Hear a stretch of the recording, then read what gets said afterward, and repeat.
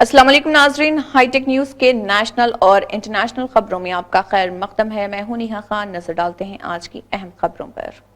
سعودی وزیر خارجہ شہزادہ فیصل بن فرحان نے کہا ہے کہ ان کا ملک شام کی بازیابی کی حمایت کے لیے تیار ہے۔ انہوں نے کہا ہے کہ ہم شام پر سے پابندیاں ہٹانے کے لیے متعلقہ ممالک کے ساتھ بات چیت میں مصروف ہیں۔ ریاض کو شام پر سے پابندیاں ہٹانے کے حوالے سے مثبت اشارے ملے ہیں۔ دراصل سعودی وزیر خارجہ شہزادہ فیصل بن فرحان نے اپنے شامی ہم منصب اسد الشیبانی کے ساتھ ایک پریس کانفرنس میں اعلان کیا کہ جب تک شامی ایک دوسرے کے ساتھ کھڑے ہیں، شام اپنی اہم پوزیشن پر واپس آ جائے گا۔ انہوں نے شام کی خود مختاری، آزادی اور اس کی علاقائی سالمیت کی حمایت کی اہمیت پر زور دیا۔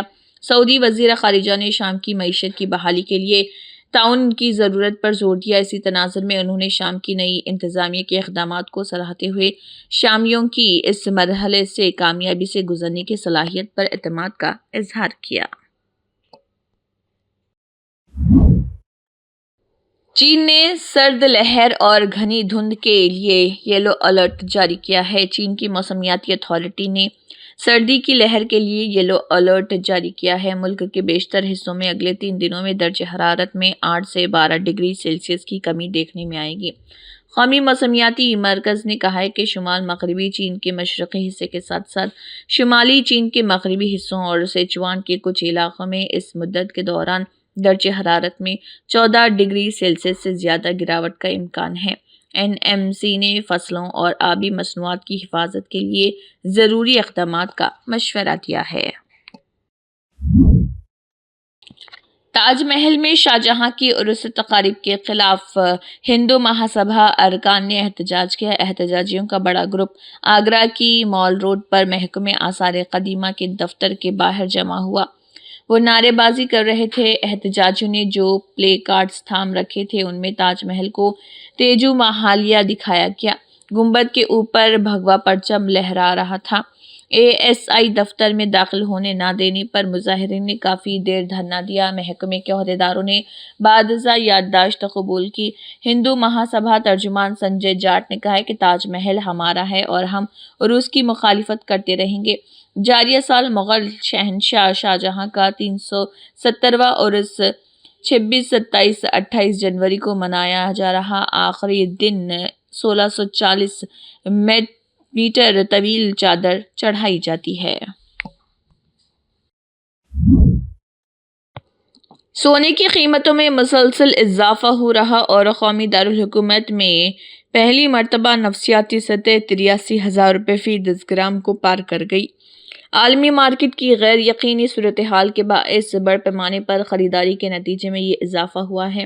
آل انڈیا صرافہ ایسوسی ایشن کے مطابق 99.9% خالص دھات کی قیمت میں 200 کا اضافہ ہو کر یہ اب تک کی سب سے زیادہ قیمت فی 10 گرام 83,100 تک پہنچ گئی، جبکہ یہ قیمت گزشتہ روز فی 10 گرام 82,900 روپے رہی تھی۔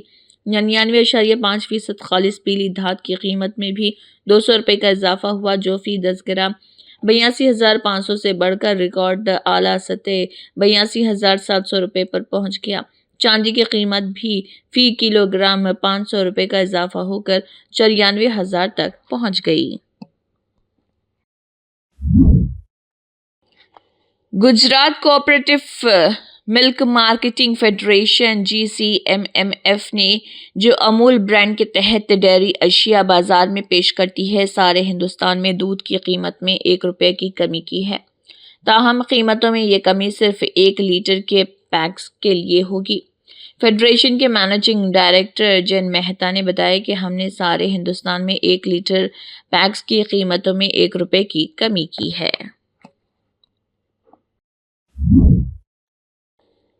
صدر جمہوریہ درپدی مرمو نے یوم جمہوریہ سے قبل قوم سے خطاب کیا۔ صدر کے سیکریٹریٹ کے مطابق صدر کا خطاب شام 7 بجے سے آل انڈیا ریڈیو کے پورے قومی نیٹ ورک پر نشر کیا گیا۔